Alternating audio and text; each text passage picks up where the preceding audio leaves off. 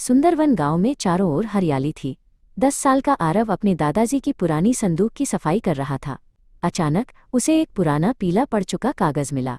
वो कोई मामूली कागज नहीं बल्कि एक नक्शा था जिसके ऊपर लिखा था गांव का गुप्त खजाना। आरव की आंखें चमक उठीं। उसने अपनी सबसे अच्छी दोस्त मीरा को बुलाने का फैसला किया।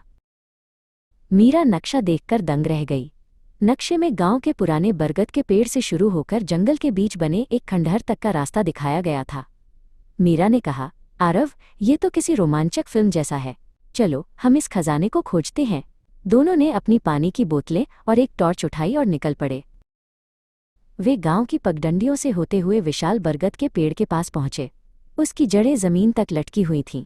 नक्शे के अनुसार उन्हें यहां से पूरब की ओर मुड़ना था। आरव ने दिशा का अंदाजा लगाया और वे घनी झाड़ियों के बीच से रास्ता बनाने लगे। परिंदों की चहचहाहट उनके सफर का संगीत बन गई थी। अचानक रास्ता एक छोटी नदी की ओर मुड़ गया। नदी उथली थी लेकिन पत्थरों पर फिसलन थी।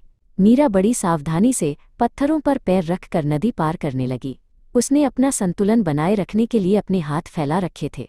उसे डर था कि कहीं नक्शा गीला न हो जाए, जो उसने अब खुद संभाल रखा था। नदी पार करते ही उन्हें सोमेश काका मिले, जो लकड़ियां इकट्ठा कर रहे थे।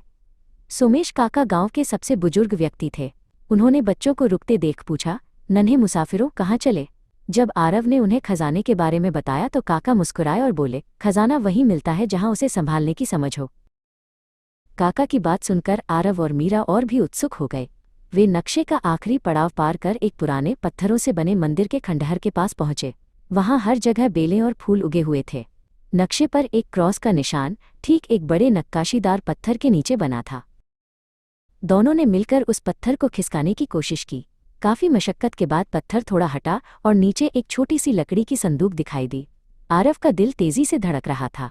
उसने मिट्टी हटाकर संदूक को बाहर निकाला। मीरा ने उसे धीरे से खोलने के लिए कहा। जब संदूक खुला तो उसमें सोना या चांदी नहीं थी। उसमें सूखे हुए बीजों की कई छोटी थैलियां और एक पुरानी डायरी थी। मीरा ने डायरी का पहला पन्ना पढ़ा, जिस पर लिखा था, ये बीज हमारे पुरखों की धरोहर हैं, जो सूखी धरती को फिर से हरा भरा कर सकते हैं।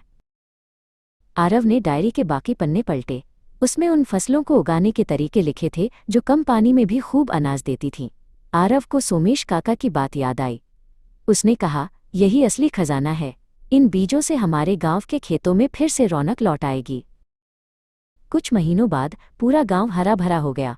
आरव और मीरा ने उन बीजों को पूरे गांव में बांट दिया था।